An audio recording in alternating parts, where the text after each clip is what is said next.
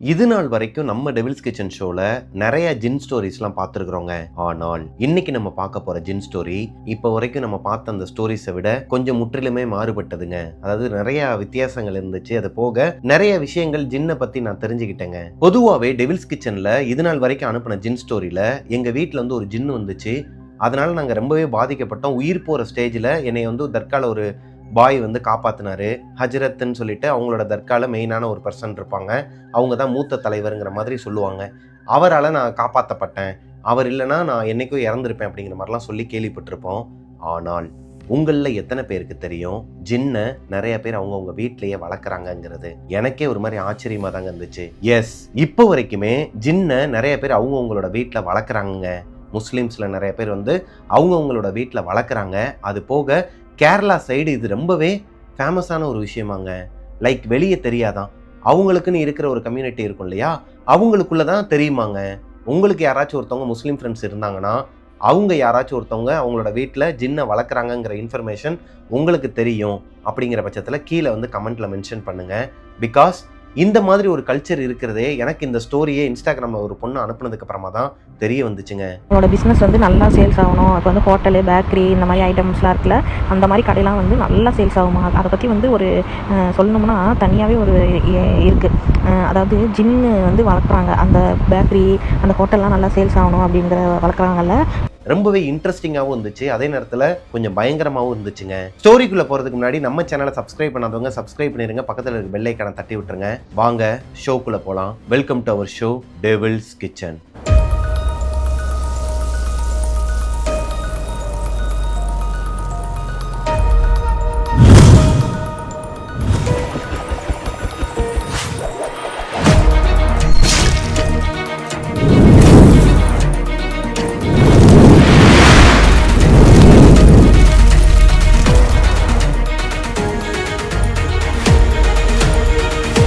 Hello ghosties, நான் உங்களோட பிரபாகரன். இன்னைக்கு நம்ம பார்க்க போகிற ஸ்டோரியை, அதாவது மதுரையில் நடந்த ஒரு உண்மை சம்பவத்தை, 2014 வருஷம் அவங்களோட ஊரில் நடந்த ஒரு உண்மை சம்பவத்தை காமிலா அப்படிங்கிற ஒரு பொண்ணு தான் எனக்கு இன்ஸ்டாகிராமில் சென்ட் பண்ணாங்க. ஆக்சுவலாக அவங்க ஒரு முஸ்லீம் ஃபேமிலிங்க. இவங்க சென்னையில் தான் இருக்கிறாங்க. அவங்களோட நேட்டிவும் பார்த்தீங்கன்னா மதுரை தாங்க. அவங்களோட சொந்தக்காரங்க எல்லாருமே மதுரையில் தான் இருக்கிறாங்க. இப்போ கரண்ட்டில் அவங்க யாருமே மதுரையில் இல்லைங்க. 2014 காமிலா 10th ஸ்டாண்டர்ட் படிச்சுட்டு இருக்கிறாங்க. பொதுவாகவே காமிலாவோட ஃபேமிலின்னு பார்த்தீங்கன்னா ஒரு பெரிய ஃபேமிலிங்க. அதாவது அம்மா, அப்பா, சித்தப்பா, சித்தி, அத்தை, இப்படி பெரிய ஃபேமிலியா. அவங்களோட ஃபேமிலி கேரளாவில் பாதி பேர் இருக்கிறாங்க, தமிழ்நாட்டில் பாதி பேர் இருக்கிறாங்க. அது போக மதுரையில் அவங்களோட பெரியம்மா இருக்கிறாங்க. எப்பயுமே காமிலாவுக்கு வந்துட்டு சின்ன வயசுலேருந்து அவங்களுக்கு எதனா ஒரு லீவ் வந்துச்சுன்னா அவங்களோட கசின் பிரதர்ஸ், சிஸ்டர்ஸ் எல்லாம் பார்க்கறதுக்கு ரொம்பவே ஆர்வமாக இருப்பாங்களாம். நம்மளுமே அப்படிதாங்க. இந்த 90s கிட்ஸுக்கெலாம் தெரியும், இந்த லீவுன்னு ஒன்று வந்துச்சுன்னா சொந்தக்காரங்களை போயிட்டு பார்க்குறது, அவங்களோட போயிட்டு கேம் விளாடுறது, அப்புறம் டைம் ஸ்பெண்ட் பண்ணுறதுங்கிறது எவ்வளவு ப்ரீசியஸான டைம்ங்கிறது இப்போ இருக்கிற ஜென்ரேஷனுக்கு தெரியாதுங்க. ஏன்னா இப்போது மொபைல் வந்துருச்சு, பிளே ஸ்டேஷன் வந்துருச்சு, அப்புறம் ஏகப்பட்ட விஷயங்கள்லாம் இருக்குன்னு வச்சுக்கோங்களேன்.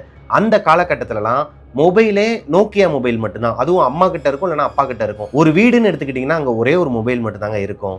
அந்த மொபைல் அப்பா கிட்ட வாங்கி மெசேஜ் பண்ணுறதுக்கே ரொம்பவே கஷ்டமாக இருக்கும். அப்பேற்பட்ட ஒரு சூழ்நிலையில் காமிலா அவங்களோட அப்பா அம்மாவோட அவங்களோட பாட்டி வீட்டுக்கோ இல்லை பெரியம்மா வீட்டுக்கோ போகும்போது அங்கே இருக்கிற சொந்தக்காரங்க, அங்கே இருக்கிற அவங்களோட கசின் பிரதர்ஸ், சிஸ்டர்ஸ் இவங்களோடலாம் ஜாலியாக டைம் ஸ்பெண்ட் பண்ணுவாங்க. அப்படி தான் காமிலாவோட பெரியம்மா மதுரையில் இருக்கிறாங்க. ஒத்தக்கடை, மதுரையில் ஒத்தக்கடைங்கிறது மோஸ்ட்லி எல்லாருக்குமே தெரியுங்க. தெரியாதவங்க கூகுளில் சர்ச் பண்ணிங்கன்னா மேப்லேயே காட்டுங்க. அந்த ஒத்தக்கடைங்கிற பகுதியில் ஒரு பெரிய மலை இருக்கும். மதுரை பக்கம் நீங்கள் பஸ்லேயோ இல்லை கார்லேயோ போகும்போது அந்த மலையை பார்க்கலாம். அந்த மலையை பார்த்தாலே மதுரை வரப்போகுதுங்கிறது நமக்கு ஐடென்டிஃபை ஆயிரும்னு வச்சுக்கோங்களேன். அந்த மலைக்கு கீழே தான் காமிலாவோட பெரியம்மா ஒரு வீடு வாங்கியிருக்கிறாங்க. இந்த வீட்டோட கிரகப்பிரவேசத்துக்காக இவங்க எல்லாரையுமே இன்வைட் பண்ணியிருக்கிறாங்க. அது போக இவங்களுக்கு 10th ஆனுவல் லீவுங்க. 2014 10th ஆனுவல் லீவில் இப்போ காமிலாவோட அப்பா, அம்மா இவங்க 3 பேருமே கிளம்பி மதுரைக்கு போயிருக்கிறாங்க. ஆஸ் யூஸ்வல் அவங்களோட வீட்டுக்கு போனதுக்கு அப்புறமா இந்த குழந்தைங்க எல்லாம் ஒரு செட்டாக சேர்ந்து சுற்ற ஆரம்பிச்சிருவாங்க. பெரியவங்க எல்லாரும், அதாவது பெண்கள் எல்லாம் தனியாக ஒரு செட்டாக சேர்ந்துருவாங்க, ஆண்கள் எல்லாம் ஒரு செட்டாக சேர்ந்து அவங்களுக்குள்ள நடந்த அந்த விஷயங்களா இருக்கட்டும், அவங்க ஃபேமிலியில் நடந்த விஷயங்கள் எல்லாம் ஷேர் பண்ணிப்பாங்க. அப்படிதான் அவங்களோட வீட்டுக்கு போனதுக்கு அப்புறமா ரொம்பவே ஜாலியாக போயிருக்குதுங்க. ஆனால் அவங்களோட பெரியம்மாவோட முகம் மட்டும் ஒரு மாதிரி வாடியே இருந்திருக்குது. இது எதனாலங்கிறது காமிலாக்கு தெரியல. காமிலாக்கு பெரியம்மானா ரொம்ப பிடிக்கும். அதே மாதிரி தான் பெரியம்மாக்கு காமிலானா ரொம்ப பிடிக்கும். இவங்க கேட்கறது எல்லாத்தையுமே வாங்கி கொடுத்துருவாங்க. வீட்டிலேயே செய்ய முடிஞ்சால் செஞ்சும் கொடுத்துருவாங்களாம். அப்பேற்பட்ட பெரியம்மா நம்ம ஊர்லேருந்து வந்திருக்கிறோம், எதனால ஒரு மாதிரியாவே இருக்கிறாங்க, புது வீடு வேற வாங்கியிருக்கிறாங்க, அப்போ சந்தோஷமாக தானே இருக்கணும். ஒருவேளை பெரியப்பாவுக்கும் அவங்களுக்கும் சண்டையாக இருக்குமோ, இல்லை பெரியம்மாவோட பொண்ணு, அதாவது இவங்களுக்கு வந்து அக்கா முறை வேணுமா, அந்த பொண்ணு அவங்க அம்மா கூட சண்டை போட்டுக்கிட்டே இருப்பாங்களாம், அவங்களுக்கு எதனா பிரச்சனையா, ஏன் இப்படி இருக்கிறாங்க. ஆனால் அவங்களோட பெரியம்மா பொண்ணு கொஞ்சம் சந்தோஷமாக சிரித்து விளாண்டுக்கிட்டு இந்த குழந்தைங்களோட ஜாலியாக என்ஜாய் பண்ணிக்கிட்டு தான் இருக்கிறாங்க. காமிலாவே போயிட்டு அவங்க பெரியம்மா கிட்ட கேட்குறாங்க, என்னாச்சு பெரியம்மா, எதனா பிரச்சனைன்னு சொல்லி கேட்கும்போது, இல்லைம்மா ஒன்றும் பிரச்சனை இல்லைங்கிற மாதிரி சொல்லி அனுப்பிடுறாங்க. ஆனால் காமிலா வெளியே போயிட்டு அந்த கசின் பிரதர் சிஸ்டர்ஸோட விளாண்டுட்டு இருக்கும்போது உள்ள அவங்க அம்மா கிட்ட, அதாவது பெண்களாக உட்காந்து பேசிகிட்டு இருப்பாங்கன்னு சொன்னேன் இல்லையா, அவங்க செட்டோட உட்காந்து பேசிகிட்டு இருக்கும்போது இந்த பெரியம்மாவோட வீட்டில் பெரியம்மா பெரியப்பா அவங்களோட பெண் குழந்தை, அதாவது அவங்க 12th ஸ்டாண்டர்ட் முடிச்சிட்டாங்க, காலேஜ் போகிற ஒரு பெண், அது போக காமிலாவோட பாட்டி அங்கே தான் ஸ்டே பண்ணியிருக்கிறாங்க. அவங்க வீட்டோட அமைப்பு எப்படி இருக்குன்னா, இது ஒரு தனி வீடுங்க. இந்த வீட்டை சுற்றிலுமே ஒரு மாதிரி இந்த கருவேல மரம் முள்ளு செடியாக தான் இருக்கும். ஒவ்வொரு வீட்டுக்கும் நடுவில் டிஸ்டன்ஸ் இருக்குமாங்க, ஒரு 100-150 மீட்டர் டிஸ்டன்ஸில் தான் அடுத்தடுத்த வீடுங்கள்லாம் இருக்கும். அப்போது ரொம்பவே டெவலப் ஆகாத ஒரு இடத்துல தான் அவங்க வீடு வாங்கியிருக்கிறாங்கன்னு வச்சுக்கோங்களேன். மெயின் டோரை ஓப்பன் பண்ணால் உள்ள ஒரு பெரிய ஹாலுக்கு ரைட் சைட்லேயே ஒரு பெரிய கிச்சன் இருக்குமாங்க. மாடலர் கிச்சன்லாம் கிடையாது, அந்த காலத்துலலாம் நார்மலாக ஒரு கிச்சன் இருக்கும், கிச்சனுக்குள்ளேயே ஒரு விண்டோ இருக்கும். அங்கேருந்து அவங்களோட வேஸ்ட்டுலாம், அதாவது சாப்பிட்ட வேஸ்ட்டு, அப்புறம் குக் பண்ணுறப்ப வர வேஸ்ட் எல்லாத்தையுமே அந்த ஜன்னல் வழியாக வெளியே தூக்கி போட்டுருவாங்க. அதுக்கு காரணம் வெளியே ஃபுல்லாகவே கருவேல மரம் அந்த மாதிரி முள்ளுச்செடியாக எம்டி பிளேஸாக இருக்கிறனால அங்கனக்குள்ளே தூக்கி எரிஞ்சிருவாங்களாம். அங்கே இருக்கிற அந்த ஸ்ட்ரீட் டாக்ஸ் எல்லாமே வந்து சாப்பிட்டு போயிருமாங்க. மெயின் ஹாலில் லெஃப்ட் சைடில் ஒரு மாஸ்டர் பெட்ரூம் இருக்குமா, ரைட் சைடில் ஒரு சின்ன பெட்ரூம் இருக்குமா, பேக் சைடில் ஒரு கொல்லப்புற கதவு இருக்குமாங்க. இந்த கொல்லப்புற கதவை ஓப்பன் பண்ணி பின்னாடி போனால் அங்கே வந்து இந்த பாத்திரம் கழுவுறதுக்குலாம் இடம் வச்சிருப்பாங்களாம். அது போக ஒரு டாய்லெட்டும் இருக்குமாங்க வெளியே. மாஸ்டர் பெட்ரூம் இருக்குன்னு சொன்னேன் இல்லையா, ஹாலில் லெஃப்ட் சைட்லேயே, அங்கே மட்டும்தான் அட்டாச் பாத்ரூம். மற்றபடி வெளியே தான் போகணும். வீட்டுக்கு வந்திருக்கிற கெஸ்ட் எல்லாருமே வெளியே இருக்கிற பாத்ரூம் தான் யூஸ் பண்ணணும். ஒரு பெரிய கிணறு இருக்குமாங்க. இந்த கிணறை லாக் பண்ணி தான் வச்சிருக்கிறாங்க. அப்படியே வெளியே வந்தோம்னா அந்த மெயின் டோருக்கு போகிறதுக்கு முன்னாடி ரைட் சைடில் ஸ்டெப்ஸ் போகுமா, அதாவது மேலே திண்ணையில் ஏறினோடனே ரைட் சைடில் ஸ்டெப்ஸ் போகுமா, அது மேலே ஏறி போனால் மொட்டை மாடி. இதுதான் உங்கள் பெரியம்மாவோட வீட்டோட அமைப்புங்க. இப்போது இந்த வீடை அவங்களே இடம் வாங்கி கட்டலை, ஆல்ரெடி ஒருத்தவங்க கட்டின வீட்டை தான் இவங்க விலைக்கு வாங்கியிருக்கிறாங்க. அதாவது செகண்ட் ஹேண்டாலாம் வாங்கலை, ஃபர்ஸ்ட் வீடாக தான் வாங்கியிருக்கிறாங்க. அதாவது கட்டின உடனே பில்டர் கிட்ட வாங்குவாங்க இல்லையா, அந்த மாதிரி வாங்கின ஒரு வீடுங்க. காமிலாவோட பெரியம்மா இவங்க எல்லாரையுமே இன்வைட் பண்ணது முந்தின நாள் நைட்டே வந்துருங்கன்னு தான் சொல்லியிருக்கிறாங்க. ஆனால் சொல்லி வச்ச மாதிரியே எல்லா சொந்தக்காரங்களும் மதியத்துலேருந்து ஈவினிங்குள்ளே தான் வந்திருக்கிறாங்க. காலையிலேயே அவங்க வீடை பால் காய்ச்சிட்டாங்க. அப்படி இருக்கும் பட்சத்தில் காலையில் பால் காய்ச்சறதுக்காக அவங்களோட முறைப்படி எல்லாத்தையுமே வாங்கிட்டு வந்து வச்சு சூறாலாம் ஊதி அவங்க வீட்டில் பால் காய்ச்சும் போது பால் தெரிஞ்சு போயிடுச்சாங்க. என்னடா அது புதுசாக முதல்ல ஒரு வீடு வாங்குகிறோம், பால் தெரிஞ்சு போச்சேன்னு சொல்லிட்டு ரொம்பவே மனசு உடஞ்சி போயிருக்கிறாங்க. அது போக காமிலாவோட பாட்டி வாயை வச்சுட்டு சும்மா இல்லாமல் ஏதோ தப்பாக இருக்குது, சகுனம் சரியில்லை, இந்த வீட்டில் வந்து ஏதோ ஒரு நெகட்டிவ் எனர்ஜி இருக்குது, எனக்கு என்னவோ சரியா படலை அப்படிங்கிற மாதிரி வாயை விட்டுருக்குறாங்க. புதுசாக ஒரு வீடு வாங்கி பல கனவுகளோட நாள் போயிட்டு பால் காய்ச்சும் போது அது தெரிஞ்சு போனாலே நமக்கு மனசுக்கு ஒரு மாதிரி கஷ்டமாக இருக்கிற அந்த வேலையில் வயசான எதனா ஒரு கேரக்டர் இந்த மாதிரி வீட்டில் இருப்பாங்க, அவங்க வேற வாயை வச்சுட்டு இல்லாமல் இப்படி சொன்னாங்கன்னா அவங்களுக்கு ஒரு மாதிரி சங்கட்டமாக இருக்கும் இல்லையா. அப்படி தான் அவங்க பெரியம்மாவுக்கு இருந்திருக்குது. இப்போது காமிலாவோட அம்மா அவங்களுக்கு ஆறுதலாக பேசுகிறாங்க, இந்த பாரு அவங்க வயசானவங்க அப்படி தான் பேசுவாங்க, இன்னுமா அப்படிலாம் நினச்சிட்டு இருக்கிறாங்க, அதெல்லாம் ஒன்றும் இல்லை விடு. காமிலாவோட பெரியம்மா இன்னொரு வார்த்தையும் சொல்கிறாங்க, பால் தெரிஞ்சு போன அதே நேரம் வீட்டுக்குள்ளே ஒரு கருநாகம் வந்துருச்சு. இந்த கருநாகத்தை என்னோட பொண்ணு தான் பார்த்தா, அதை அவங்களோட பெரியம்மாவோட பொண்ணு தான் பார்த்துருக்குறாங்க, இந்த 12th ஸ்டாண்டர்ட் முடிச்ச பொண்ணு தான் பார்த்துருக்குறாங்க. அந்த பாம்பை பார்த்த உடனேயுமே வீட்டில் இருக்கிற ஒரு செம்பை கொண்டு அடிச்சிருக்கிறாங்க. தண்ணி நிறைய இருக்கிற அந்த செம்பை தலையில் தூக்கி போட்டதுக்கு அப்புறமா அந்த பாம்பு துடிச்சிக்கிட்டு இருந்திருக்குதுங்க. லைட்டாக பிளட் வந்துருக்குது. துடிச்சிக்கிட்டே கடிக்கிறதுக்கு வரும்போது வேற வழியே இல்லாமல் இவங்களோட பெரியப்பா, காமிலாவோட பெரியப்பா கட்டையை எடுத்து அடித்து வீடு ஃபுல்லாகவே அந்த பாம்போட ரத்தம். ஃபஸ்ட்டு டே பால் காய்ச்சும் போது பாலும் தெரிஞ்சு போச்சு, வீட்டுக்குள்ளே வந்த அந்த கருநாகத்தையும் அடித்து சாவடிச்சிட்டாங்க. இது பெரிய அபசகனங்க. இது நான் சொல்லி தான் உங்களுக்கு தெரியணும்னு இல்லை, அதனால தான் அவங்களோட முகம் ரொம்பவே ஒரு மாதிரி வாடி போய் இது எனக்கு என்னவோ தப்பாப்படுது, என்ன நடக்க போகுதுன்னு தெரியலன்னு சொல்லும்போது அவங்களோட சொந்தக்காரங்க எல்லாருமே ஆறுதலாக பேசுகிறாங்க. அதாவது காமிலாவோட அம்மா, அவங்களோட சித்தி எல்லாருமே ஆறுதலாக பேசும்போது அவங்க கொஞ்சம் ஓகே தானாங்க. இப்போது அன்றைக்கி நைட்டு வரைக்குமே சந்தோஷமாக இந்த குழந்தைங்க எல்லோரும் வெளியே போய் விளாடுறது, மொட்டை மாடியில் போய் ப்ளே பண்ணுறது, பெரியவங்க எல்லாருமே ஒன்றா உட்காந்து சீட்டு விளாடுறது, ஒன்றா சமைச்சு சாப்பிட்டுட்டு நைட்டு ஒரு 8-8:30 மணி இருக்குமாங்க. எல்லாருமே கப்சுப்புன்னு அடங்கிடும். ஏன்னா 2014 வந்துட்டு 8-8:30 மணிக்கு மேலே யாருமே வெளியே வரமாட்டாங்க. அதுவும் இந்த மாதிரி முள்ளுக்காடு இருக்கிற ஏரியாலலாம் மோஸ்ட்லி வெளியே வரமாட்டாங்க இல்லையா. எல்லாருமே சாப்பிட்டுட்டு, அதாவது இன்னைக்கு நான்வெஜ் தான் பண்ணியிருக்கிறாங்க, சொந்தக்காரங்க எல்லாரும் வந்திருக்கிறாங்க, முத நாளுங்கிறனால ஃபுல்லாகவே நான்வெஜ் தான் சாப்பிட்டுட்டு, அந்த நான்வெஜ்ஜோட மிச்சம் எல்லாத்தையும் அந்த ஜன்னல் வழியா, நான் சொன்னேன் இல்லையா குக் பண்ணுற இடத்துல ஜன்னல் இருக்கும், அது வழியாக வெளியே தூக்கி போட்டிருக்கிறாங்க. ஆல்ரெடி அங்கே இருக்கிற ஸ்ட்ரீட் டாக்ஸ்லாம் வந்து சாப்பிட்டுட்டு தான் போயிருக்குது. இப்போ நைட்டு ஒரு 8:30 மணிக்கு இந்த குழந்தைங்கலாம் சும்மா இல்லாமல் அவங்கவுங்க அப்பா அம்மா கிட்ட போயிட்டு கேட்குறாங்க, அம்மா நாங்கள் எல்லாருமே மொத்தமாக சேர்ந்து மொட்டை மாடியில் போய் படுத்துக்கிறோம், இங்கே காற்றே வரல, ஏசி கிடையாது அவங்களோட வீட்டில், மேலே மொட்டை மாடியில் போய் படுத்துக்கிறோம், ஜாலியாக இருக்கும் அப்படிங்கிற மாதிரி சொல்லும்போது அவங்க பாட்டி வார்னிங் கொடுக்குறாங்க, இங்கே பாரு இங்கெல்லாம் வந்துட்டு மொட்டை மாடியில் போய் படுத்து தூங்கக்கூடாது, சுற்றிலுமே கருவேலங்காடாக இருக்கும், எதனா காற்று கருப்பு அடிச்சிடும், மேலெல்லாம் போகக்கூடாதுன்னு சொல்லிட்டு அவங்க பாட்டி சொல்லும்போது அவங்களோட பெரியம்மாவும் அம்மாவும் சரி பரவாயில்ல இதில் என்ன இருக்குது, நம்ம வீடு தானே, குழந்தைங்க மேலே தானே படுத்துக்கிட்டும்னு சொல்லிட்டு மேலே அனுப்புகிறாங்க. அதாவது இந்த குழந்தைங்க அவ்வளோ தூரம் டார்ச்சர் பண்ணி தான் மேலேயே போயிருக்கிறாங்க. காமிலாவோட பெரியம்மா இருக்கிறாங்க இல்லையா, அவங்களோட பொண்ணோட பேர் யாஸ்மின்ங்க. யாஸ்மின் தான் இந்த குழந்தைங்க எல்லாரையும் மொட்டை மாடிக்கு கூட்டு போகிறாங்க. இப்போ காமிலா, யாஸ்மின், அந்த பசங்க, அதாவது இவங்களோட கசின் பிரதர்ஸ் சிஸ்டர்ஸ் எல்லாருமே கிட்டத்தட்ட ஒரு 7-8 பேர் இருப்பாங்களாம்.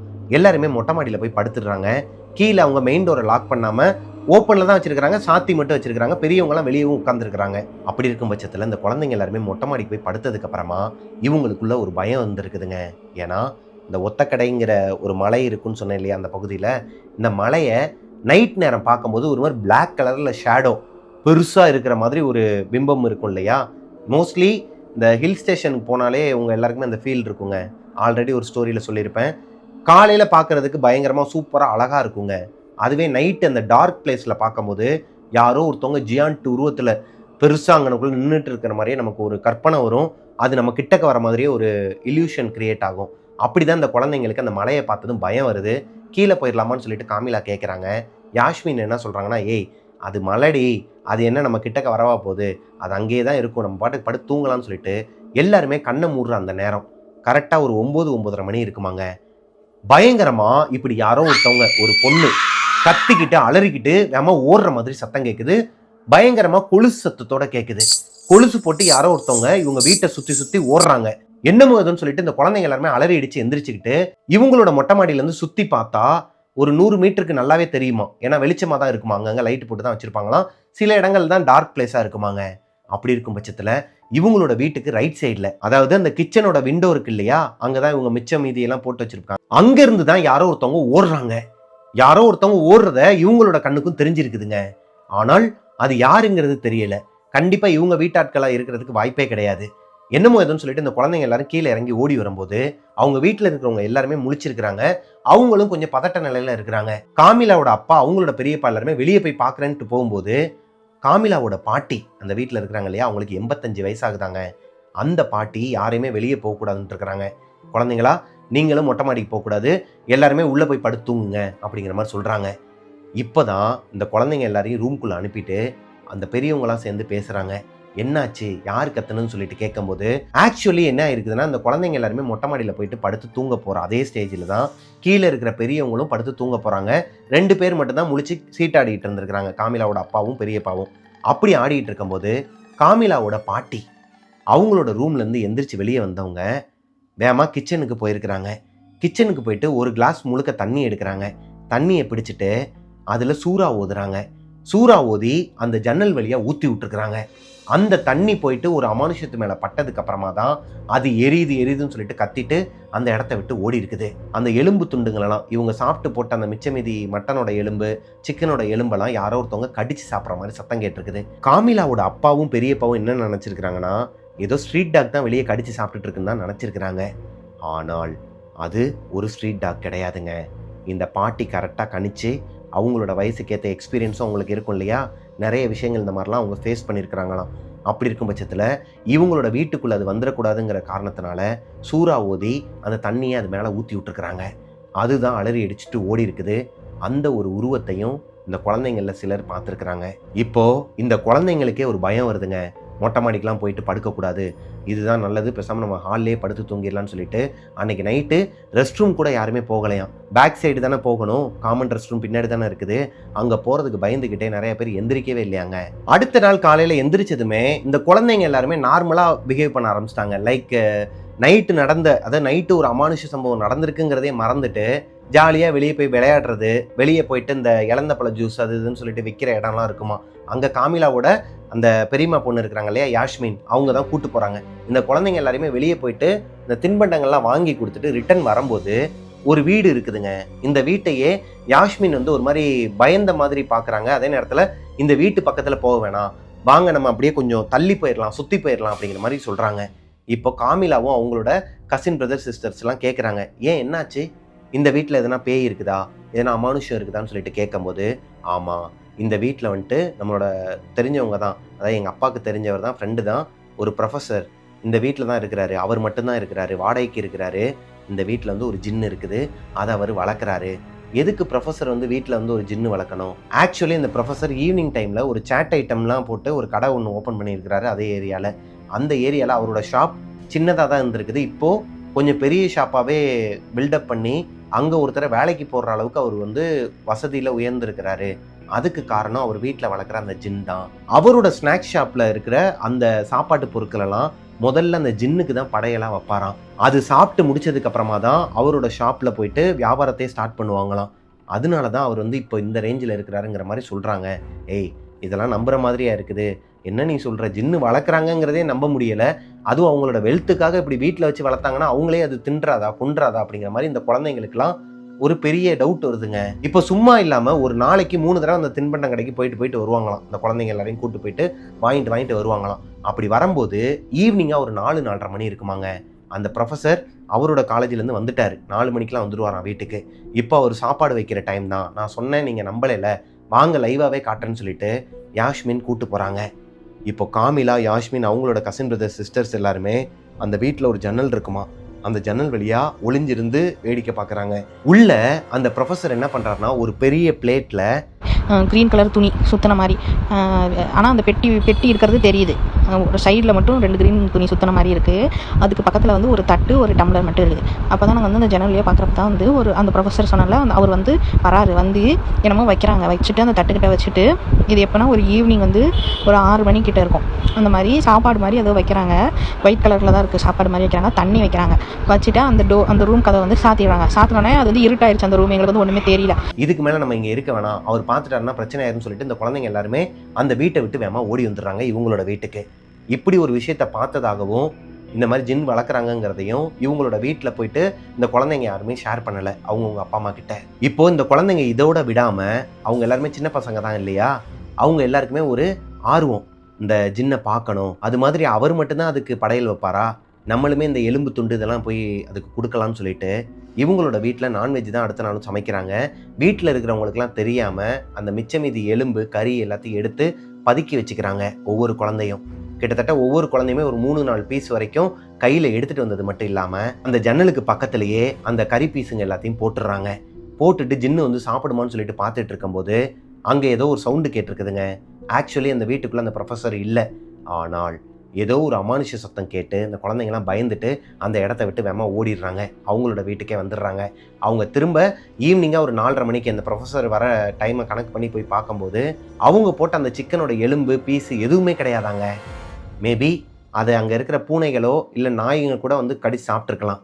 அதனால் இவங்களுக்கு எதுவுமே தெரியலை. இது உண்மையா பொய்யாங்கிறத தெரிஞ்சுக்கிறதுல மட்டும்தான் இந்த குழந்தைங்களுக்கு ஆர்வம் இருந்திருக்குதுங்க. ஆனால் அந்த ஜின்னை அவங்க கடைசி வரைக்கும் பார்க்கவே இல்லைங்க. வீட்டுக்கு வந்துடுறாங்க, எப்பவும் போல் நைட்டு சாப்பிட்டுட்டு பேசாமல் படுத்து தூங்கிடுறாங்க. அன்னைக்கு நைட்டு காமிலாவோட பெரியம்மா வீட்டில் எந்த ஒரு அசம்பாவிதமோ அமானுஷமோ நடக்கலைங்க. ஆனால் அடுத்த நாள் காலையில் வெள்ளனே எல்லாருமே எந்திரிச்சிடுறாங்க. 6-6:30க்கெலாம் எந்திரிச்சு எல்லாருமே குளிச்சுட்டு கிளம்பிக்கிட்டு இருக்கிறாங்க. திருச்சிக்கு போகலான்னு சொல்லிட்டு ஒரு பிளான் பண்ணியிருக்கிறாங்க. ஃபேமிலியாக எல்லாருமே சேர்ந்து 2-3 கார் அரேஞ்ச் பண்ணி அதில் தான் மொத்தமாக போகிற மாதிரி பிளான் பண்ணியிருக்கிறாங்க. இப்போது காமிலா அவங்களோட பெரியம்மா பொண்ணு இருக்கிறாங்க இல்லையா யாஸ்மின், அவங்களோட ரூமில் இந்த மாஸ்டர் பெட்ரூம் இருக்குன்னு சொன்னேன் இல்லையா, அந்த மாஸ்டர் பெட்ரூமில் தான் இந்த குழந்தைங்க எல்லாருமே படுத்து தூங்கியிருக்கிறாங்க. காலையில் எல்லா குழந்தைங்களும் எந்திரிச்சு கிளம்பிகிட்டு இருக்கும்போது, அதாவது இந்த அத்தர் மல்லிகைப்பூ இது எல்லாத்தையுமே அவங்க யூஸ் பண்ணி வச்சுக்கிட்டு இருக்கும்போது இந்த யாஸ்மின்கிற பொண்ணு மட்டும் எந்திரிக்கவே இல்லை. அப்படியே பெட்டில் உட்காந்தே இருக்கிறாங்க. அதாவது படுத்தும் இல்லை, எந்திரிச்சு கிளம்பவும் இல்லை, போட்டிருக்க நைட்டியோட அப்படியே பேயறிஞ்ச மாதிரி உட்காந்துருக்குறாங்க. இவங்க யாரையுமே பார்க்காம தரையவே பார்த்த மாதிரி இப்படி உட்காந்துருந்துருக்குறாங்க, முடியெல்லாம் விரிச்சு போட்டு. ரொம்ப நேரமாகவே காமிலா யாஸ்மினை கூப்பிட்டுட்டு இருக்கிறாங்க. அக்கா கிளம்பலையா, ஏன் இப்படி உட்காந்துருக்கிற, கிளம்பு, நாங்களாம் கிளம்பிட்டோம் பாரு, அப்புறம் அப்பா வந்து திட்ட போகிறாரு, பெரியப்பா வந்து திட்ட போகிறாருன்னு சொல்லிட்டு எவ்வளவோ சொன்னாலும் அந்த பொண்ணு அவங்க அப்பாவுக்கு ரொம்பவே பயந்தவங்களாம் யாஸ்மின்கிற பொண்ணு. ஆனால் இப்போ அவங்க யார் பேச்சையும் கேட்குற மாதிரி இல்லை. கீழேயே தலையை குனிஞ்சு ஒரு மாதிரியாகவே உட்காந்துருக்குறாங்க. எந்த ஒரு சத்தமும் கொடுக்கல, அமைதியாக உட்காந்துருக்குறாங்க. இந்த அமைதியே காமிலாவுக்கும் கூட இருக்கிற பொண்ணுங்களுக்கும் ஒரு பயத்தை கொடுக்குது. சொல்லிக்கிட்டே இருக்கிற நீ பார்க்க மாட்டேன்னு சொல்லிட்டு முடியெல்லாம் எடுத்து விட்டுட்டு அவங்களோட தலையை எப்படி கீழே குனிஞ்சிருக்கிறாங்கன்னா இதை தூக்குறதுக்கு ட்ரை பண்ணியிருக்கிறாங்க. தூக்கவே முடியலையாங்க. 2-3 குழந்தைங்க சேர்ந்து தூக்குறதுக்கு ட்ரை பண்ணுறாங்க, தூக்க முடியலை. இப்போ காமிலாவுக்கு ஒரு பயம் கொடுக்குது. வேகமா ஓடி போயிட்டு அவங்களோட பாட்டிக்கிட்டையும் அம்மா கிட்டையும் சொல்கிறாங்க, இந்த மாதிரி பிஹேவ் பண்ணுறா, என்னமோ எதுவும் தெரியல, பயமாக இருக்குன்னு சொல்லிட்டு கூப்பிட்டு வரும்போது காமிலாவோட பாட்டி வந்து என்னாச்சு யாஸ்மின், கிளம்பலையா, எந்திரின்னு சொல்லி எவ்வளவோ கத்தியிருக்கிறாங்க. முதல்ல நார்மலாக சொல்லியிருக்கிறாங்க, அப்புறம் அதட்டி சொல்லியிருக்கிறாங்க, அப்புறம் திட்டியும் சொல்லியிருக்கிறாங்க. எந்திரிக்கவே இல்லை. இப்போ அந்த பாட்டி என்ன பண்ணுறாங்கன்னா அவங்களோட வீட்டில் ஒரு டம்ளரில் தண்ணி பிடிச்சிட்டு வந்து அகைன் அந்த சூறாவை ஓதி இந்த பொண்ணு மேலே தெளிச்சிருக்கிறாங்க.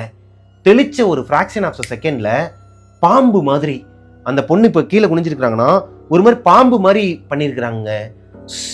சவுண்டு கொடுத்துக்கிட்டே அவங்க கிட்டக்க வந்து, அதாவது அவங்க கிட்டக்க முகத்து கிட்டக்க வந்து அவங்கள கடிக்கிற மாதிரி வந்திருக்கிறாங்க. அப்படியே பாம்பு மாதிரி இப்போ பாம்பு வந்து இப்படி சீறிக்கிட்டு வந்து நம்ம கொத்த வரும் பார்த்தீங்களா, அந்த மாதிரி நாக்கு நீட்டிட்டு சொல்லு பயங்கர சவுண்டோட அப்படியே எங்கள் பாட்டிக்கிட்ட அப்படியே தலையை ஆட்டிக்கிட்டே. இது பயங்கரமா இருந்திருக்குதுங்க. சொல்லும் போது எப்படி இருக்குன்னு தெரியல, அவங்களுக்கு பயங்கரமா இருந்திருக்குது. இந்த குழந்தைங்க எல்லாருமே அலறி அடிச்சு கத்திட்டு வெளியே ஓடி இருக்கிறாங்க.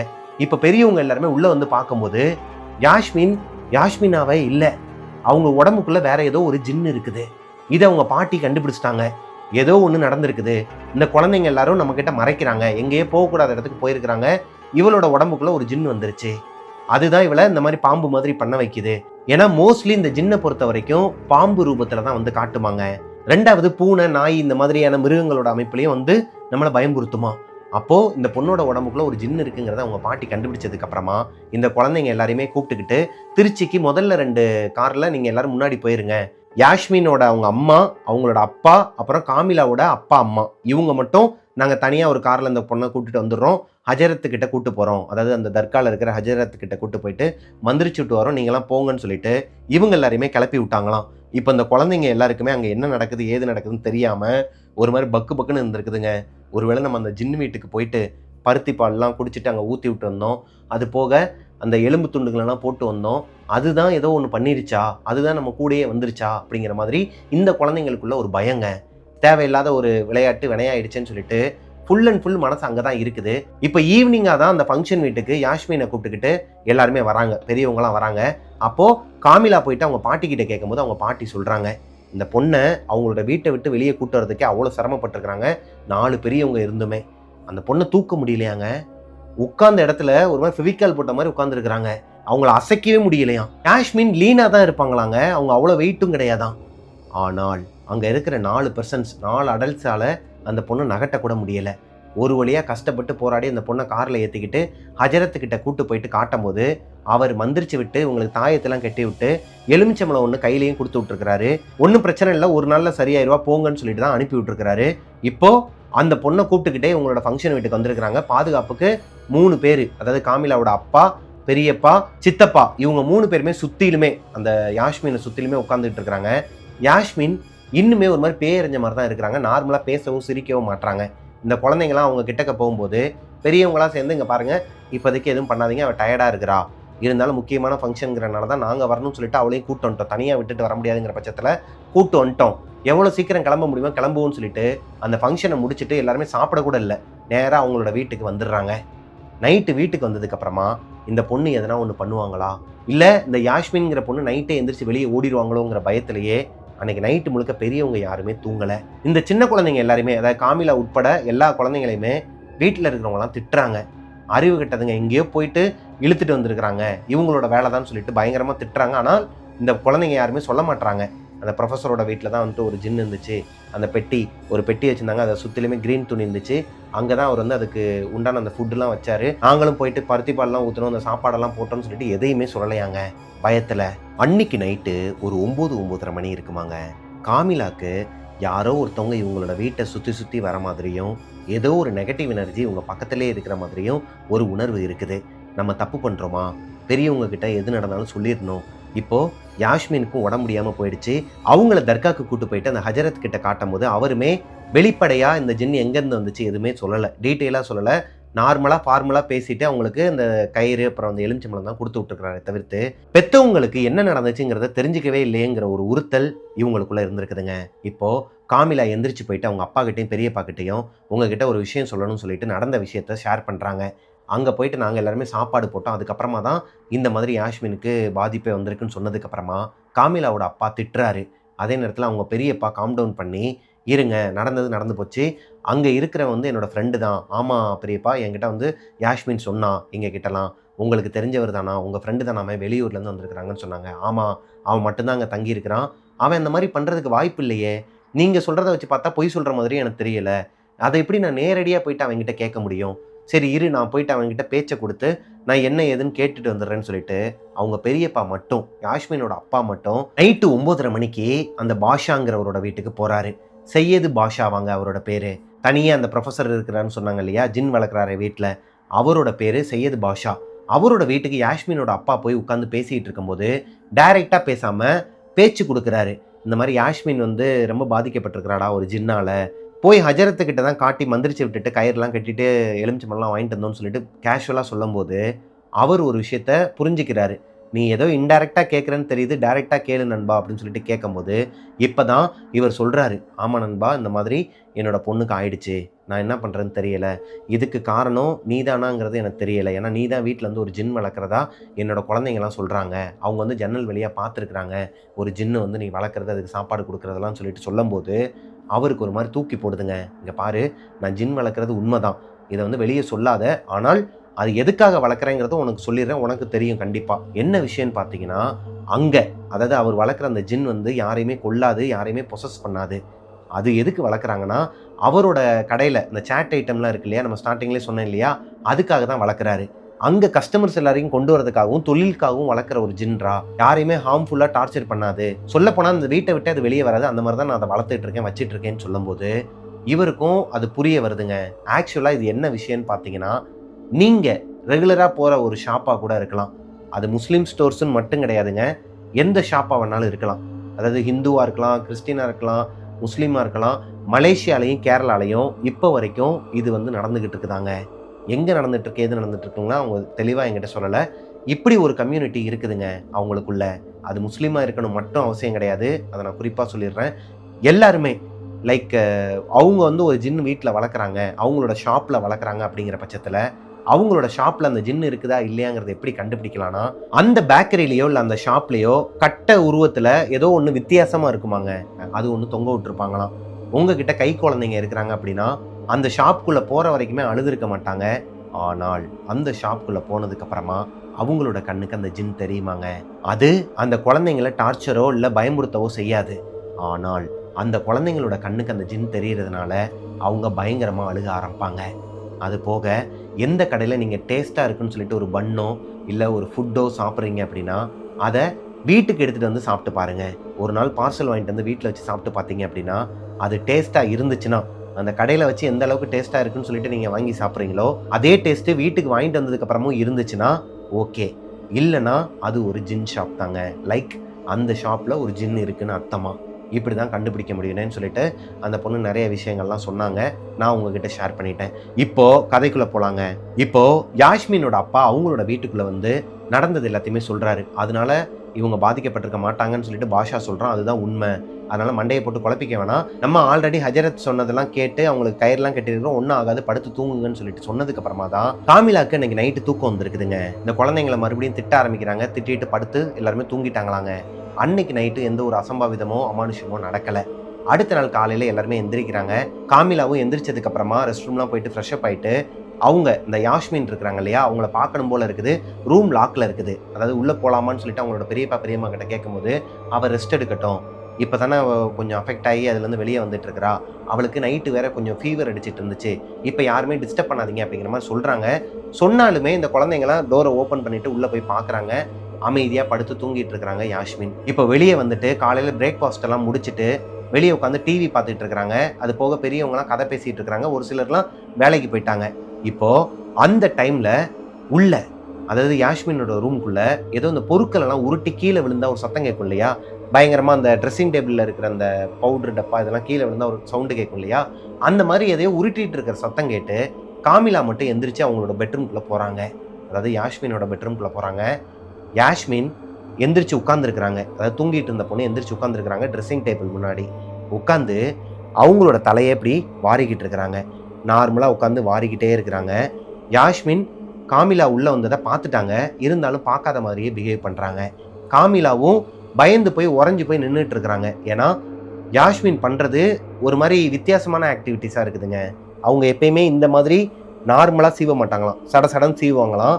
ஆனால் இன்னைக்கு ரொம்ப பொறுமையாக அந்த படத்துலலாம் வர மாதிரி பண்ணும்போது அவங்களுக்குள்ள ஒரு பயம் வருதுங்க. காமிலாக்குள்ள பார்த்துக்கிட்டே இருக்கும்போது அந்த சீப்பில் நிறைய முடியெல்லாம் இருக்கும் இல்லையா, அப்படி வாரும்போது அந்த முடி எல்லாத்தையும் மொத்தமாக எடுத்து வாய்க்குள்ளே போட்டு சாப்பிட்டு முழுங்கிட்டாங்களாம் யாஸ்மின். இதை பார்த்ததுமே காமிலாவுக்கு ஒரு மாதிரி தூக்கி போட்டிருக்குதுங்க. ஐயோயோன்னு சொல்லிட்டு கத்திட்டு அந்த இடத்த விட்டு வெளியே ஓடி வந்து, அதாவது அந்த ரூம்லேருந்து வெளியே ஓடி வந்து பெரியவங்க கிட்டலாம் சொல்லி கூட்டு போகிறாங்க. இந்த மாதிரி முடியை எடுத்து வாயில் போட்டு சாப்பிட்டுட்டு இருக்கா, உட்காந்துருக்கான்னு சொல்லிட்டு கூட்டு போகிறாங்க. உள்ளே போய் பார்த்தா நார்மலாக படுத்துருக்குறாங்களாம் அவங்களோட பெட்டில். ஏய் காமிலா, எதனா கனவு கண்டியா? அங்கே பாரு, அவள் பாட்டுக்கு பேசாமல் படுத்தானே கிடக்கிறா, கண்ணை வேற மூடி இருக்கிறா, எப்படி வந்து நீ அங்கே உட்காந்துருப்பான்னு சொல்லுவ? நீ அதே நினப்பில் இருக்கிறனால உனக்கு அப்படிலாம் இல்யூஷன் வருது. அப்படிலாம் கிடையவே கிடையாது பெரியம்மா, நான் பார்த்தேன். அவள் வந்து அந்த முடியெல்லாம் எடுத்து வாயில் போட்டு முழுங்குனா நான் என் கண்ணால் பார்த்தேன்னு சொல்லும்போது இப்போ அவங்க பாட்டியும் சொல்கிறாங்க, ஆமாம் அவள் வந்து பொய் சொல்லலை, இன்னுமே அவளோட உடம்புக்குள்ளே ஏதோ ஒரு கெட்ட சக்தி இருக்கிறது என்னால் உணர முடியுது. ஆரம்பத்துலேருந்தே இதைத்தான் நான் சொல்லிகிட்டு இருக்கிறேன், இந்த வீட்டுக்கு வந்ததுலேருந்தே எதுவுமே சரி கிடையாதுன்னு சொல்லிட்டு அவங்க ஒரு பக்கம் குழம்ப ஆரம்பிச்சிட்டாங்க. இப்போ காமிலா அதுக்கு மேலே ஆர்கியூ பண்ணலங்க. அவங்க பெரியம்மாக்கிட்டே அம்மாக்கிட்டே ஆர்கியூ பண்ணல. இட்ஸ் ஓகே, அது என்னோட கற்பனையாக கூட இருக்கட்டும்னு சொல்லிட்டு அப்படியே விட்டுறாங்க. கொஞ்சம் நேரத்துக்கு அப்புறமா, அதாவது மத்தியானத்துக்கு மேலே இவங்க எல்லாருமே கொடைக்கானலுக்கு கிளம்புறதா பிளான் போட்டு வச்சிருக்கிறாங்க. ஏன்னா இவங்களோட லீவுக்கு இங்கே வந்ததுக்கு காரணமே எல்லாருமே சேர்ந்து நிறைய பிளேஸுக்கெல்லாம் சுற்றி பார்க்கணுங்கிறது தான் இவங்களுக்கு எப்பயுமே அது அவங்களோட வீட்டில் இருக்குங்க. நான் ஸ்டார்டிங்கில் சொன்ன மாதிரி அப்படி தான் கொடைக்கானலுக்கு போயிட்டுரலாம், குற்றாலத்துக்கு போயிட்டுரலாம்னு சொல்லிட்டு நிறைய பிளான் வச்சுருக்காங்க. ஒரு வேனுமே அரேஞ்ச் பண்ணிட்டாங்க, எல்லாருமே மொத்தமாக ஒரே வேனில் போகிற மாதிரி. அப்படி இருக்கும் பட்சத்தில் இப்போ இந்த பொண்ணு யாஸ்மின் வந்து உடம்பு முடியாமல் இருக்கிறாங்க. இவங்க ஒரு மாதிரி அமானுஷமாக பிஹேவ் பண்ணுறாங்க இல்லையா, இவங்களை அங்கே கூட்டு போனால் கொஞ்சம் ரிலாக்ஸாக இருப்பாங்க, நம்ம தான் இவ்வளோ பேர் இருக்கிறோம்ல பார்த்துக்கலான்னு சொல்லிட்டு அவங்கள கூப்பிடலான்னு சொல்லிட்டு யாஸ்மினோட அம்மாவும், அதாவது காமிலாவும் காமிலாவோட பெரியம்மாவும் அந்த ரூம்குள்ளே போயிருக்கிறாங்க. போய் பார்த்தா யாஸ்மினை காணோம். ரூமே ஒரு மாதிரி மயான அமைதியாக இருக்குதுங்க. ரூம் வழியாக வெளியே எகிரி குதிக்கிற மாதிரி எந்த ஒரு அமைப்புமே கிடையாது. இப்போது வெளியே வந்து அவங்க வீட்டை சுற்றி இருக்கிற இடங்கள்லையும் வீட்டுக்குள்ளேயும் தேடுறாங்க. எங்கேயுமே யாஸ்மின் இல்லை. ஆனால் யாஸ்மினோட ரூம்குள்ளே, இந்த மாஸ்டர் பெட்ரூம்குள்ளே கட்டிலுக்கு அடியிலேருந்து இப்படி ஒரு சத்தம் வருதுங்க. யாரோ ஒருத்தவங்க பேய் பிடிச்ச மாதிரி முணங்கிக்கிட்டு இருக்கிறாங்க. என்னமோ ஏதோன்னு சொல்லிட்டு மெதுவாக காமிலாவும் அவங்களோட பெரியம்மாவும் கீழே குனிஞ்சு பார்த்தா யாஸ்மின் கண்ணுலாம் மேலே போய் ஒரு மாதிரி ஒயிட் கலராக இருக்குதாங்க. முடியெல்லாம் ஒரு மாதிரி அங்கங்கே பிச்சு போட்டு, இங்கனக்குள்ளே இருக்கிற முடியெல்லாம் கொத்து கொத்தாக பிச்சு போட்டு வச்சுருக்கிறாங்க. அது போக அவங்களோட காலு ரெண்டும் மடக்கி ஒரு மாதிரி, அந்த மாதிரி மடக்கவே முடியாதாங்க நார்மல் பர்சன்ஸால். மடக்கி வித்தியாசமாக ஒரு ஆங்கிளில் கட்டிலுக்கு கீழே உட்காரவே முடியாதுன்னு வச்சுக்கோங்களேன், அதுக்குள்ளே ஒரு மாதிரியாக உட்காந்துக்கிட்டு இவங்களையே பார்த்துக்கிட்டு ஒரு மாதிரி முணங்கிக்கிட்டு இருந்திருக்கிறாங்க. இதை பார்த்ததுமே காமிலாவோட பெரியம்மாவுக்கு ஒரு மாதிரி தூக்கி போட்டுருக்குதுங்க. இப்போ காமிலா சொல்கிறாங்க, நான் சொன்னேன் நீங்கள் கேட்கலையா, நம்பலையா, அங்கே பாருங்க இப்படி தான் பிஹேவ் பண்ணிகிட்டு இருக்கிறான்னு சொல்லிட்டு அவங்க வீட்டில் இருக்கிறவங்க எல்லாருமே கூப்பிடுறாங்க. எல்லாருமே சேர்ந்து அந்த பொண்ணை வெளியே இழுக்கிறதுக்கு ட்ரை பண்ணாலும் யாராலையுமே இழுக்க முடியலையாங்க. யாஸ்மின் ரொம்பவே ஒரு மாதிரி உக்கிரமாக இருக்கிறாங்க. லைக் இந்த மாதிரியான ஜின்கள்லாம் எடுத்தோன்னையுமே அந்த அளவுக்கு பீக்கு போகாதான், அதாவது அந்த அளவுக்கு ஒரு மாதிரி பிஹேவ் பண்ண மாட்டாங்களாம். கொஞ்சம் கொஞ்சமாக தான் அவங்க பீக்குக்கு போவாங்களாம். அப்படி இருக்கும் பட்சத்தில் இப்போ அவங்களோட உடம்புக்குள்ளே இருக்கிற ஜின் பீக்கில் இருக்குதுங்க. இப்போ அந்த பாட்டி என்ன பண்ணுறாங்கன்னா, அங்கே இருக்கிற பாட்டி தண்ணி எடுத்துகிட்டு வந்து சூறா ஊதி அவங்க மேலே தெளிக்கிறாங்க. அது போக குரான் எடுத்துகிட்டு வந்து உட்காந்து அவங்க முன்னாடி சூறா ஊத ஆரம்பிக்கிறாங்க, படிக்க ஆரம்பிக்கிறாங்க. இப்போ அந்த குரான் எடுத்து படிக்க ஆரம்பிச்சதுக்கு அப்புறமா தான் யாஸ்மின் கொஞ்சம் கொஞ்சமாக அக்ரெசிவ் ஆனது மட்டும் இல்லாமல் ஒரு 5 நிமிஷத்துக்கு அப்புறமா காமாகி அப்படியே மயக்கம் போட்டு விழுந்துடுறாங்க. இப்போது ஹஜரத்துக்கு ஃபோன் போட்டு கேட்கும் போது அவர் ஊரில் இல்லை. அவர்கிட்ட சொல்கிறாங்க, நடந்தது எல்லாத்தையும் சொன்னதுக்கப்புறமா நான் காலையில் வந்துடுறேன், நீங்கள் எங்கேயுமே வெளியே போகாதீங்க, வீட்டுக்குள்ளேயே வச்சுக்கோங்க, அந்த பொண்ணை சுற்றி எப்பயுமே ஒரு 4-5 பேர் இருந்துக்கிட்டே இருங்கன்னு சொல்லிட்டு ஃபோனை கட் பண்ணிடுறாருங்க. இவங்களும் குரான் எடுத்து வச்சுக்கிட்டு சாமிக்கு உண்டான அந்த பொருட்கள் எல்லாத்தையுமே, அதாவது அல்லாஹ்க்கு உண்டான அந்த பொருட்கள் எல்லாத்தையுமே பக்கத்துலேயே வச்சுட்டு இருக்கிறனால அவங்க அமைதியாக தான் படுத்துட்டு இருந்திருக்கிறாங்க. ஆனால் அந்த பொண்ணு சாப்பிடவே இல்லைங்க. எது கொடுத்தாலும் வாமிட் பண்ணுறது, வேணான்னு சொல்கிறதுன்னு சொல்லிட்டு அவாய்ட் பண்ணிக்கிட்டே தான் இருந்திருக்கிறாங்க. இப்போது அன்னைக்கு நைட்டு முழுக்க அந்த வீட்டில் யாருமே தூங்கலைங்க. இவங்க எந்திரிச்சங்க வெளியே போயிடுவாங்களான்னு சொல்லிட்டு பெரியவங்க எல்லாரும் முழிச்சிருக்கிறாங்க. குழந்தைங்க எல்லாருக்கும் பயம், நம்மளை சேர்ந்த ஒரு குழந்தை, அதாவது நம்மளோட உறவு இந்த மாதிரி இருக்குதே, அவளுக்கு என்னாச்சு ஏதாச்சுன்னு சொல்லிட்டு அந்த குழந்தைங்களுக்கு தூக்கம் வரல. அடுத்த நாள் காலையில் அந்த ஹஜரத் வீட்டுக்கு வராருங்க. அவர் வீட்டுக்குள்ளே வந்ததுமே ஒரு விஷயத்த சொல்லிடுறாரு. இந்த வீடு ஒரு ஜின் வீடு, இந்த வீட்டை நீங்கள் வந்து வாங்கியிருக்க கூடாது, முன்னாடியே என்கிட்ட கேட்டிருக்கலாம்லன்னு சொல்லிட்டு இந்த வீட்டை பற்றின அந்த ஹிஸ்ட்ரியெல்லாம் சொல்கிறாருங்க. லைக் இந்த பாலடைஞ்ச பங்களான்னு சொல்லுவாங்க இல்லையா, நம்ம ஊர் சைடுலாம், இங்கே கூட இருக்கும் சென்னையிலலாம். பாலடைஞ்ச பங்களானா ரொம்ப நாளாகவே யூஸ் பண்ணாமல் மெயின்டெனன்ஸ் இல்லாத ஒரு பங்களாங்க. அங்கங்கே பாதி இடிஞ்சு போய் கிடக்கும், உள்ளே ஃபுல்லாகவே நூலாம்படையாக இருக்கும், நம்ம படங்கள்லாம் பார்க்குற மாதிரி. அந்த மாதிரியான ஒரு இடம் தான் இந்த இடம், இவங்க இப்போ வாங்கியிருக்கிற இந்த வீடு. அந்த வீட்டை இடிச்சிட்டு அதுக்கப்புறமா தான் புது வீடாக கட்டியிருக்கிறாங்க, காங்கிரீட்டாக கட்டி இவங்களுக்கு சேல் பண்ணியிருக்கிறாங்க. அந்த மாதிரி பாலடைஞ்ச பங்களா, ஒரு மெயின்டெனன்ஸ் இல்லாத வீடு, அது போக குப்பை கூடமாக இருக்கிற இடம், சுத்தம் இல்லாத இடங்கள்லாம் ஜின் வாழுன்னு சொல்லிட்டு ஆல்ரெடி நான் நிறைய ஜின் ஸ்டோரியில் உங்ககிட்ட சொல்லியிருக்கிறேன். அதே மாதிரி தான் இவங்க இருக்கிறது ஒரு ஜின் வீடு. இந்த வீட்டில் ஒரு பயங்கரமான ஜின் இருந்திருக்குதுங்க, ஒரு கெட்ட ஜின் இருந்திருக்குது. முக்கியமாக இவங்க வீட்டுக்கு பின்னாடி இருக்கிற அந்த கிணறு மூடி போட்டிருக்கிறாங்க இல்லையா, அந்த கிணத்துக்குள்ளே தான் அந்த ஜின் வாழுதான், அங்கே தான் இருக்குதான். அதை மூடி போட்டு வச்சிருக்கிறாங்க. அதை ப்ராப்பராக அடக்கி அதுக்குள்ளேயே கட்டி போடாமல் ரொம்பவே லூஸில் விட்ட காரணத்தினால அது வெளியே வந்து இவங்களை வந்து பாதிச்சிருக்குது. லைக் ஸ்டார்டிங்கில் நம்ம ஒரு விஷயம் பார்த்துருப்போம், என்னன்னா அந்த ப்ரொஃபஸரோட வீட்டில் இவங்க பார்த்த அந்த ஜின் கிடையாதுங்க இந்த பொண்ணை பிடிச்சது. ஸ்டார்டிங்கில் இவங்களோட பாட்டி வந்து ஒரு உருவத்து மேலே தண்ணியை ஊற்றி விட்டாங்க, சூறா ஊதி தண்ணியை ஊற்றி விட்டாங்கன்னு சொல்லிட்டு அலறி அடித்து ஓடிச்சு. இந்த குழந்தைங்களாம் மொட்டை மாடியில் படுத்துருக்கும் போது கூட எந்திரிச்சு வந்தாங்க இல்லையா, அந்த ஜின் தான் யாஸ்மினை பிடிச்சிருக்குது. அதுதான் இந்த வீட்டில் இருக்கிற ஜின். அப்படி இருக்கும் பட்சத்தில் இப்போ இவர் என்ன சொல்றாருன்னா, நிறைய ரிச்சுவல்லாம் பண்ண வேண்டிய விஷயங்கள் இருக்கு, இதை உடனே பண்ண முடியாது, இந்த குழந்தையோட உயிருக்கு ஆபத்தாயிடும். கரெக்டா வியாழக்கிழமை நைட்டு 12 மணிக்கு மேலே, அதாவது வெள்ளிக்கிழமை ஆயிடும் இல்லையா, அந்த வெள்ளிக்கிழமை அந்த விடிய காலை, அதுவுமா விடிய காலைனா 12 மணிலேருந்து, அதாவது வியாழக்கிழமை நைட்டு 12 மணிலேருந்து வெள்ளிக்கிழமை அதிகாலை 3-3:30 மணிக்குள்ள பண்ண வேண்டிய ஒரு ரிச்சுவல். அந்த கிணத்துக்கிட்ட தான் அதை பண்ணணும். நீங்கள் எல்லாருமே ரெடியாக இருந்துக்கோங்க, அது வரைக்கும் இந்த குழந்தைய நீங்கள் தான் பத்திரமா பார்த்துக்கணும்னு சொல்லிட்டு பொறுப்பை ஒப்படைக்கிறாரு. இப்போது இவங்க எல்லாருக்குமே ஒரு மாதிரி தூக்கி போடுதுங்க. அவர் வந்து பார்த்துட்டு போனது சண்டே அதுவுமா சொல்லிட்டு போகிறாரு, வெள்ளிக்கிழமை வரைக்கும் அந்த குழந்தைய பார்த்துக்கணும். இப்போ இவங்க சொந்தக்காரங்க எல்லாருமே அங்கேருந்து கிளம்பலை. காமிலா, அவங்களோட அப்பா அம்மா, மற்ற உறவினர்கள் எல்லாருமே எப்படி விட்டுட்டு போக முடியும், இந்த மாதிரி அந்த பொண்ணுக்கு ஆபத்து இருக்குது, அந்த பொண்ணை நம்ம தான் பார்த்துக்கணும்னு சொல்லிட்டு எல்லாருமே அவங்க கூடயே இருந்திருக்கிறாங்க. இப்பேற்பட்ட ஒரு உறவை பார்க்கும்போது உண்மையாகவே எனக்கு ஒரு மாதிரி மெய்சிலத்துருச்சு அந்த பொண்ணு சொல்லும் போது. ஏன்னா நமக்கு எதனா ஒரு சின்ன பிரச்சனை வருதுனாலே நம்மளை விட்டுட்டு எப்படா ஓடலான்னு சொல்லிட்டு தான் பார்ப்பாங்க சொந்தக்காரங்கலாம். அப்படி இருக்கும்போது உயிருக்கு ஆபத்துங்கிற பட்சத்தில் சொந்தக்காரங்க கூடயே இருந்திருக்கிறாங்க. இப்பேற்பட்ட சொந்தங்களும் இருக்கதாங்க செய்கிறாங்க. இவங்க எல்லாருமே திங்கள், செவ்வாய், புதன், வியாழன் வரைக்குமே அந்த பொண்ணு கூடயே இருந்து பார்த்துக்கிறாங்க. நிறைய அமானுஷ்ய சத்தங்கள், இந்த யாஸ்மின் வந்து ஒரு மாதிரி பிஹேவ் பண்ணுறது, அவங்க முடியை பிச்சு போடுறது, மற்றவங்களை ஹர்ட் பண்ணுறது, இப்படி ஏகப்பட்ட விஷயங்கள் அவங்களோட வீட்டில் நடந்துக்கிட்டே தாங்க இருந்திருக்குது. ஒரு வழியாக வியாழக்கிழமை நைட்டு 12-12:15 அந்த ஹஜரத், அவரால் மட்டும் அதை அடக்க முடியாது, மொத்தம் 3 ஹஜரத் வந்திருக்கிறாங்க. அவரோட ரெக்கமெண்டேஷன்லேயே 2 பேர் வந்திருக்கிறாங்க. 3 ஹஜரத் சேர்ந்து ஆக்சுவலி இந்த ரிச்சுவல் எப்படி பண்ணுவாங்கன்னா, இது பொதுவாகவே பண்ணக்கூடிய ஒரு ரிச்சுவலாங்க. என்னன்னா, ஒரு பிளேட்டில் மல்லிகைப்பூலையே மாலை மாதிரி கட்டி வச்சுப்பாங்க. பொதுவாகவே ஜின்களுக்கெல்லாம் எலும்போட கூடிய கறி தான் பிடிக்குமாங்க, ரொம்ப பிடிக்குமா. அப்படி இருக்கும் பட்சத்தில் மட்டன், சிக்கனில் கறி எல்லாத்தையுமே எடுத்து ரா மீட்டாக வச்சுக்கிறாங்க. பிளாக் கலர் இல்லைனா ஒயிட் கலரில் துணி ஒன்று கேட்பாங்களாம். இவங்க கொடுத்தது ஒயிட் கலர் துணி வச்சு அந்த பொண்ணோட முடியை, உச்சி முடியோ இல்லை அவங்களோட ஹேர் அவ்வளோதான் எடுத்து அந்த தட்டில் வச்சு மொத்தமாக அதுக்கான உண்டான அந்த படையலை ரெடி பண்ணி நைட்டு 12-1க்கு மேலே அவங்க சொன்ன டைமிங்கில் அந்த கிணத்தை ஓப்பன் பண்ணி அதுக்குள்ளே அந்த தட்டை தூக்கி போட்டுருவாங்களாம். தூக்கி போட்டுட்டு அந்த கிணத்தை மூடிடுவாங்களாங்க. கொஞ்ச நேரத்துக்கு அப்புறமா விடிய காலையில் மறுபடியும் அந்த கிணத்தை ஓப்பன் பண்ணி அதுக்குள்ளே ஜம்ஜம் வாட்டர்னு சொல்லிட்டு ஒன்று வச்சுருப்பாங்களாம். இவங்க முஸ்லீம்ஸ்லாம் வச்சுருப்பாங்களாம். அந்த ஜம்ஜம் வாட்டரை அதுக்குள்ளே தெளிச்சு விடுவாங்களாம். தெளிச்சிட்டு மறுபடியும் அந்த கிணறை வந்து மூடிடுவாங்களாம். இதுதான் அந்த ரிச்சுவல். இதைத்தான் இப்போ அன்னைக்கு நைட்டு பண்ண போகிறாங்க. அன்னைக்கு நைட்டு ஒரு 12:15 இருக்குமாங்க. அந்த 3 ஹஜரத்துமே அவங்க சொன்ன மாதிரியே அந்த பிளேட்டில் அந்த ஜின்னுக்கு தேவையான அந்த படையலை எடுத்துக்கிட்டு கிணத்துக்கிட்ட போகும்போதே இவங்க கிட்டலாம் சொல்கிறாங்க. சின்ன குழந்தைங்க எல்லாருமே அவங்களோட வீட்டில் தூங்க வச்சுட்டாங்க. உள்ளுக்குள்ளே ஒரு பெரியவங்களும் இருக்கிறாங்க அவங்களுக்கு காவலா. அது போக காமிலாவையும் அவங்க வீட்டுக்குள்ளே போக சொல்லியிருக்கிறாங்க. ஆனால் இவங்க இல்லை, நான் இங்கேயே இருக்கிறேன், யாஸ்மின் கூட துணையா நிற்கிறேன்னு சொல்லிட்டு யாஸ்மினை கூட வச்சுக்கிட்டு அவங்க நின்றுட்டு இருந்திருக்கிறாங்க.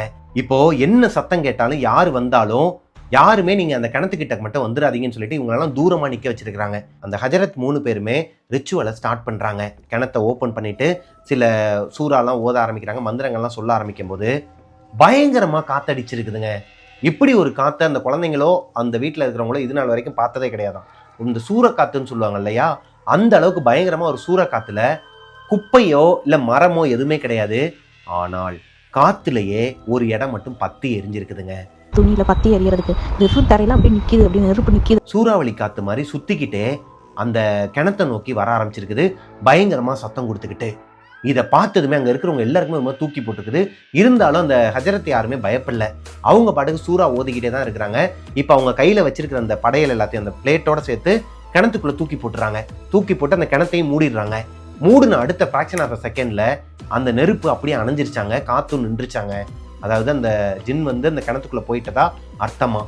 கிணத்துக்குள்ளே போனதுக்கப்புறமா இப்போ எல்லாருமே வீட்டுக்குள்ளே ஓடி வந்துடுறாங்க. வீட்டுக்குள்ளே வந்ததுக்கப்புறமா அந்த 3 ஹஜரத்துமே இன்னைக்கு நைட்டு முழுக்க அவங்க வீட்டில் தான் இருந்திருக்கிறாங்க. விடிய காலையில் 4 மணி வரைக்கும் ஓதிக்கிட்டே இருந்திருக்கிறாங்க. லைக் இந்த சூறா ஓதுறது, அந்த மந்திரங்கள்லாம் சொல்லிக்கிட்டே இருந்திருக்கிறாங்க. ஒரு 4 காலுக்கு எந்திரிச்சு போயிட்டு அந்த கிணறை மறுபடியும் ஓப்பன் பண்ணி ஜம்ஜம் வாட்டரை தெளிச்சுட்டு அந்த கிணறை மூடிட்டு அது ஃபுல்லாகவே மந்திர கட்டுகள்லாம் போட்டிருக்கிறாங்க. லைக் இந்த கருப்பு கயிறு அதிலலாம் மந்திரிச்சு கட்டுவாங்க இல்லையா நமக்கு கழுத்தில், அந்த மாதிரி மந்திரிச்சு நிறைய தாயத்தெல்லாம் போட்டு விட்டுருக்குறாங்க. அந்த மாதிரி இப்போ ஹஜரத் எல்லாருமே என்ன சொல்கிறாங்கன்னா, அந்த கிணறை யாருமே திறக்காதீங்க. இதுக்கப்புறம் ஒருவேளை ஃப்யூச்சரில் திறக்கிற மாதிரி இருந்துச்சுன்னா தயவு செஞ்சு அப்போ இருக்கிற அந்த ஹஜரத்லாம் இருப்பாங்க இல்லையா, அவங்களோட நாலேஜோட அந்த கிணத்தை வந்து ஓப்பன் பண்ணுங்க, அது வரைக்கும் அதை ஓப்பன் பண்ணிடாதீங்கிற மாதிரி சொல்லிட்டு தாங்க போயிருக்கிறாங்க. இந்த ஒரு இன்சிடென்ட் நடந்ததுக்கு அப்புறமா அவங்களோட இந்த பெரியம்மா பொண்ணு இருக்கிறாங்க இல்லையா, யாஸ்மின் கொஞ்சம் கொஞ்சமாக குணமாயிட்டாங்களாம். இப்போ காமிலா அவங்களோட அப்பா அம்மா அவங்களோட கசின் சிஸ்டர்ஸ் எல்லாருமே லீவ்லாம் முடிஞ்சு அவங்களோட ஊருக்கும் போயிட்டாங்களாம். ஒரு நல்ல ஒரு ஹாப்பி என்டிங் தாங்க. எந்த ஒரு இழப்போ இல்லை எந்த ஒரு கெட்டதோ நடக்கலை, ஓரளவுக்கு தப்பிச்சிட்டாங்க எல்லாருமே. ஆனால் இந்த இன்சிடெண்ட்டை இவங்க ஃபேமிலியில் இருந்த யாராலையுமே மறக்க முடியாதான். ஆக்சுவலாக இந்த ஸ்டோரியை என்கிட்ட காமிலா சொல்லும் போது அவங்களோட ஒரிஜினல் நேமை சொல்லியே சொல்ல சொன்னாங்க. நீங்கள் கேட்ட அந்த ஸ்டோரி ஒரு உண்மை கதை தாங்க. அது போக அந்த பொண்ணோட பேர் காமிலா தான். அவங்களோட வீட்டாட்கள் எல்லாரோட பேரையுமே நான் உண்மையாக தான் சொல்லியிருக்கிறேன். அது போக மதுரையில் இருக்கிற ஒத்தக்கடைங்கிற அந்த பகுதியில் மலைக்கு கீழே இருக்கிற ஒரு வீட்டில் ஒரு முஸ்லீம் அவங்களோட வீட்டில் நடந்த ஒரு உண்மை சம்பவங்க. இதை அவங்க சொல்ல சொன்னாங்க. நான் என்னோட நரேஷனில் உங்ககிட்ட சொல்லி முடிச்சிட்டேன். ரொம்பவே திகிலான ஒரு ஸ்டோரிங்க. அது போக ஜின்னை பற்றின நிறைய ஒரு விஷயங்கள்லாம் நான் தெரிஞ்சுக்கிட்டேன், நீங்களும் தெரிஞ்சுக்கிட்டு இருப்பீங்கன்னு நினைக்கிறேன். இந்த ஸ்டோரி உங்களுக்கு பிடிச்சிருக்குன்னு நம்புகிறேன். பிடிச்சிருந்துச்சுன்னா லைக் பண்ணிடுங்க. உங்களோட வாழ்க்கையில் இதே மாதிரி எதனா ஒரு அமானுஷம் நடந்திருக்குது, அதை என்கிட்ட ஷேர் பண்ணணும்னு நினச்சிங்கன்னா பிரபாகரன் அஃபிஷியல் மிஸ்டர் பிரபாகரனுங்கிற இன்ஸ்டாகிராம் ஐடிக்கு எனக்கு இன்பாக்ஸ் பண்ணுங்கள். ஆக்சுவலி நிறைய பேர் வந்து ஸ்டோரி அனுப்பியிருந்தீங்க, ரிமைண்டரும் போட்டிருந்தீங்க. அதை நான் பார்க்குறதுக்குள்ளேயே நடுவில் நம்ம சில ப்ரொமோஷன்ஸ் ஆக்டிவிட்டீஸ்லாம் நம்ம ஆப்புக்கு வைரான்னு சொல்லிட்டு ஒரு ஆப் பண்ணியிருந்தோம் இல்லையா, அதுக்கு லிங்க் அனுப்பும்போது மேலே நிறைய மெசேஜஸ்லாம் வந்துருச்சுங்க. ஸோ தயவு செஞ்சு மறுபடியும் ஒரு ரிமைண்டர் மட்டும் போடுங்க எல்லாருமே. அது போக இந்த காமிலாங்கிற பொண்ணு, அண்ணா நீங்களும் உங்களோட வீட்டில் வந்து எதனா ஒரு அமானுஷம் நடந்துச்சுனாலோ இல்லை உங்களுக்கு எதனா ஒரு மாதிரி டவுனாக ஃபீல் ஆச்சுனாலோ இல்லை ஜின்னு இருக்கிற மாதிரியான ஃபீலிங் இருந்துச்சுன்னா நான் ஒரு சூறா சொல்கிறேண்ணே, அந்த சூறா மட்டும் ட்ரை பண்ணுங்கள். ஒரு 3 தடவை உங்களோட வீட்டில் நீங்கள் சொல்லி ஊதி விட்டிங்கனாலே சரியாக போயிடும் அப்படிங்கிற மாதிரி சொல்லியிருந்தாங்க. உங்களுக்கு நம்பிக்கை இருந்தால் பண்ணுங்கள், இல்லைனா வேணாம் அப்படிங்கிற மாதிரி சொன்னாங்க. இதில் நம்பிக்கை இல்லை அப்படிங்கிற மாதிரிலாம் எதுவுமே கிடையாதுமா. இந்து, கிறிஸ்டின், முஸ்லீம் எல்லாருமே நம்மளோட ஒரு சொந்தக்காரங்க தான் வச்சுக்கோங்களேன். நீங்கள் நல்லதுக்குன்னு தானே சொல்கிறீங்க எனக்கு. அது மேபி நம்மளோட சப்ஸ்கிரைபர்ஸ்க்குமே வந்து யூஸ் ஆகுங்கிற பட்சத்தில் தான் அவங்க சொன்னதை நான் உங்ககிட்ட ஷேர் பண்ணுறேன். உங்களுக்கு எடுத்துக்கிறது எடுத்துக்காததும் உங்களோட விருப்பங்க. ஆனால் என்னோட கடமை நான் உங்ககிட்ட சொல்ல வேண்டியது, அவங்க சொன்னதை நான் உங்ககிட்ட சொல்லிடுறேன். ஆயத்துல் குர்சின்னு சொல்லிட்டு ஒரு சூறா வாங்க. இந்த சூறா வந்து ஓதணும் அப்படின்னா நம்ம வீட்டிலேருந்து இருக்கிற அந்த கெட்ட சக்திகள்லாம் போயிடும். ஜின்னாக இருக்கட்டும் இல்லை எதனா ஒரு கெட்ட பார்வையாக இருக்கட்டும், இது எல்லாமே வீட்டை விட்டு வெளியே போயிடும் அப்படிங்கிற மாதிரி சொன்னாங்க. அந்த ஆயத்துல் குர்சிங்கிறது நான் கரெக்டாக ப்ரொனவுன்ஸ் பண்ணுறேன்னு தெரியல. நீங்கள் போயிட்டு கூகுளில் போயிட்டு பார்த்தாலே இந்த ஆயத்துல் குர்சிங்கிறதோட அந்த சூறாவோட மந்திரங்கள்லாம் வந்துருமாங்க. மேபி உங்களுக்கு தேவைப்பட்டால் அதை யூஸ் பண்ணிக்கோங்க. இதோட இந்த ஸ்டோரி முடிஞ்சிருச்சுங்க. இந்த காமிலாங்கிற பொண்ணு ஆல்ரெடி நமக்கு ஒரு ஸ்டோரி அனுப்பியிருக்கிறாங்க. அந்த ஸ்டோரியில் வந்து அவங்களோட பேரை மென்ஷன் பண்ண சொல்லியிருக்கிறாங்க. நான் அப்போ மென்ஷன் பண்ணலை, ஏன்னா தேவையில்லாத எதனா ஒரு ப்ராப்ளம் பின்னாடி வந்துட்டு இல்லைண்ணே எங்கள் வீட்டிலண்ணே இப்படினே அப்படின்னு சொல்லிட்டு அந்த டைமில் வந்து சொல்லிட்டு இருந்தாங்க. கஷ்டப்பட்டு ஒரு 3 மணி நேரம் எடுத்து அதை போட்டு கடைசியில் டெலிட் பண்ண வேண்டிய ஒரு சூழ்நிலைக்கெல்லாம் நம்ம தள்ளப்படுவோங்க.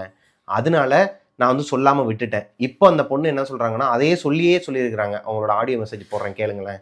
அண்ணா இல்லை, என்னோடய ஸ்டோரி தான். பாபு சச்சான்ட்டு ஃப்ரெண்ட்ஷிப்காக உயிர் விட்டாங்கன்ட்டு என்னோடய ஸ்டோரி தான். நான் உங்களோட எல்லா வீடியோவுமே ஒரு வீடியோ விடாமல் பார்ப்பேன்.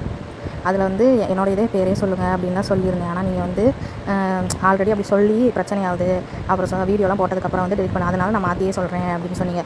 இதுதான் என் லாஸ்ட் வீடியோ அப்படின்னு கூட டைட்டில் வச்சுருப்பீங்க என்னோடய ஸ்டோரியில். அது என்னோடய ஸ்டோரி தான், நான் ஃபஸ்ட்டு அனுப்பியிருந்தேன்.